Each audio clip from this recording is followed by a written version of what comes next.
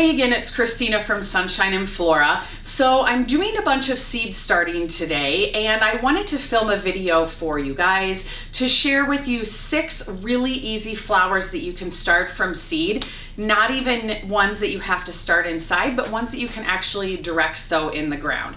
So if you are wanting to have a flower garden this year just to enjoy or to cut from, and you haven't started any seeds yet inside, no worries.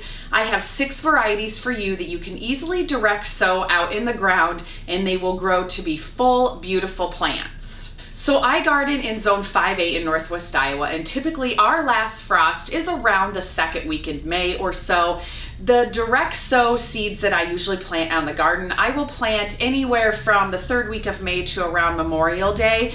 When you're direct sowing seeds out in the garden, a lot of times you want to make sure that you're waiting until the soil is warm enough. Now there are a few exceptions.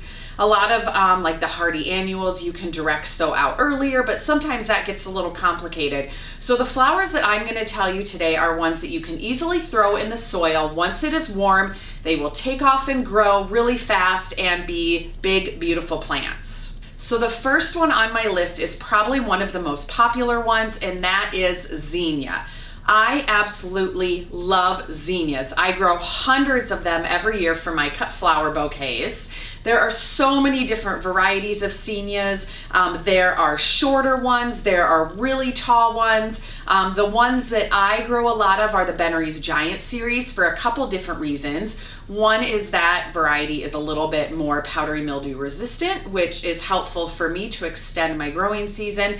The other is that the flowers on the Bennery's Giant are absolutely huge. They come in such a variety of colors, and you can order them by color so I can pick and choose exactly what I want to grow for that year.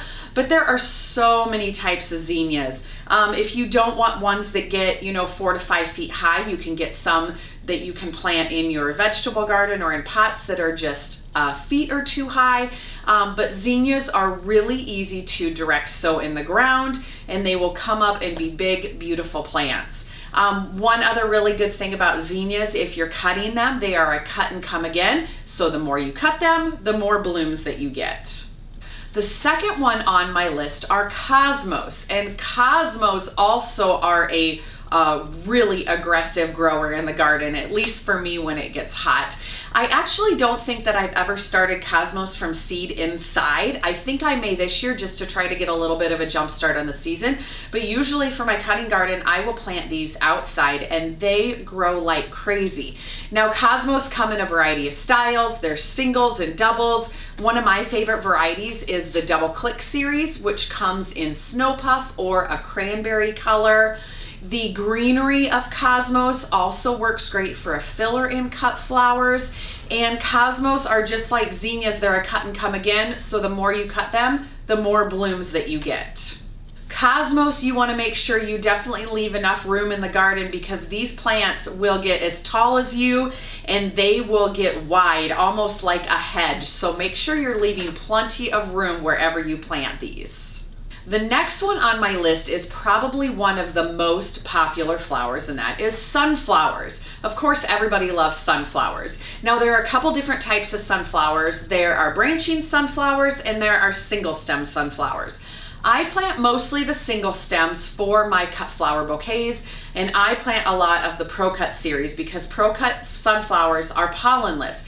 And when you're selling bouquets to your clients and they have them on their counter or kitchen table, you don't want a ton of pollen falling down. So the Pro Cut series is really popular for cut flower farmers. The Pro Cut sunflowers also will give you like the perfect round bloom. They come in a variety of colors. I like the standard Pro Cut orange. I also love the gold light, which has the lighter center, but any of the Pro Cuts are fantastic. And I typically plant my sunflowers out around Memorial Day, and then I have blooms all through the summer. Now, to do that with the Pro Cut series, because they're a single stem sunflower, you need to do succession planting, which basically means you plant multiple plantings over the course of the summer so that you have blooms throughout the summer. So for example, if I'm gonna plant my first round of sunflowers Memorial Day weekend, say I plant 200 of them. Then 2 weeks later, I could plant another 200. And 2 weeks later, I could plant another 200 and so on. Pro cuts typically flower around 60 days after you plant them. So I usually do my last big planting about mid-July. That gives me blooms mid to end of September. And that typically is my biggest planting because I do a huge end of the season market the third weekend of September, and I do large sunflower bouquets, so I need as many sunflowers as possible. So the last couple years, that has been my biggest planting of sunflowers. Now, if you don't want a succession plant and you are not planting sunflowers just for market bouquets, but you want to just enjoy them in your garden, I recommend the branching sunflowers. There are so many beautiful branching sunflowers, and they come in a variety of colors, and you only plant them once and they will give you blooms all season long because they branch and have multiple blooms. You can still cut off of them. They'll just keep on flowering. Some of them get, 4, 5, 7 feet tall even. So they're a really beautiful addition to especially vegetable gardens. So the next one on my list that's super easy to direct sow are marigolds. Now for my cutting garden, I usually start a couple varieties of marigolds inside. I don't grow a ton of marigolds for cutting, but I grow marigolds in our vegetable garden every year. And I grow the shorter varieties that get a foot or two tall.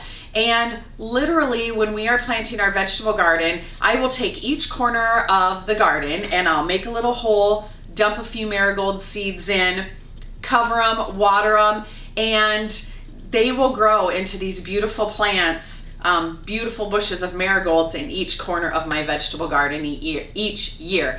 And the good thing about having flowers mixed in with your vegetable garden is that helps bring in pollinators, which helps your vegetables. So if you're looking for a good flower to plant in your vegetable garden, I highly recommend marigolds. Now, the one thing that is helpful to do with your marigolds is to deadhead them. It not only makes them look better, but it will encourage more blooming. So if you're not cutting them, and bringing them inside, I do recommend deadheading them because that will help with blooms to continue all season long.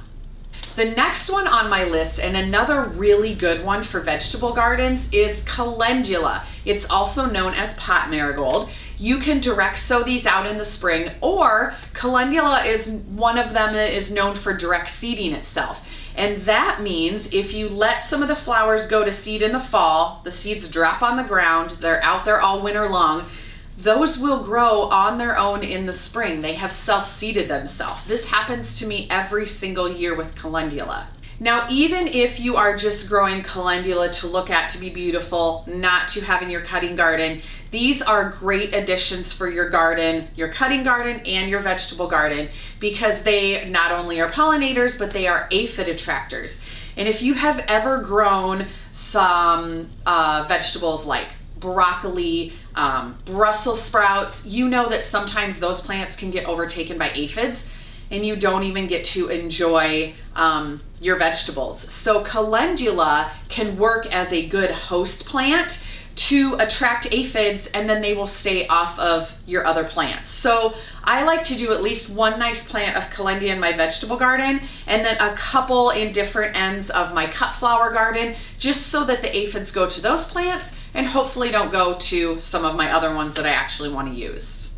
So the last flower on my list that is a really easy one to direct sow, and it also is known as a big self-seeder, are bachelor buttons. I absolutely love bachelor buttons. They're one of those old flowers that is really common when you see cottage gardens. They self-sow themselves, as I said. They're actually known as a hardy annual, so they bloom really early in the season. So it's a really great way that you can enjoy flowers early in the season, but also have some early flowers for your cut flower bouquets. One of the most popular varieties is the blue bachelor buttons, which is primarily what I grow just because there's not a ton of blue flowers available. But there's a lot of different colors, and they are a really, really easy one to grow from seed out in your garden. So that is my list of 6 really easy flowers to start from seed out in your garden. I do have a couple bonus ones that I'm adding to my list. Hollyhocks are ones I wanted to mention because hollyhocks are also that old time flower that's just a really great addition if you want to, you know, tuck it in a corner if you need some height in your garden. Hollyhocks are not good for cutting. They don't necessarily last all season, but they are just something really fun to grow.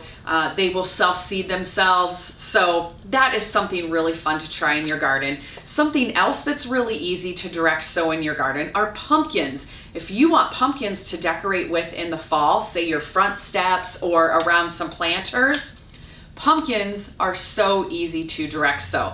I grow hundreds of pumpkins every year to sell at that big end of the season market. I don't start any of them inside. I direct sow all of them, usually on Memorial Weekend, and I harvest hundreds and hundreds of pumpkins. So if you're looking for a fun project, try to grow pumpkins. Okay, so that's gonna do it for this video. I hope you guys enjoyed hearing about some really easy to start flowers from seed. In fact, speaking of starting seeds, I have a ton of seed starting to do today. I will share that in my next video. This is my last big seed starting. I do have a few that I will do in another couple weeks, but this is the last big seed starting from the season. So watch for a video coming up on that really soon. And the frost also is almost out of the ground, and so I think next week we're going to start the hoop house. So I will document that as well. So anyway, stay tuned. We'll see you soon.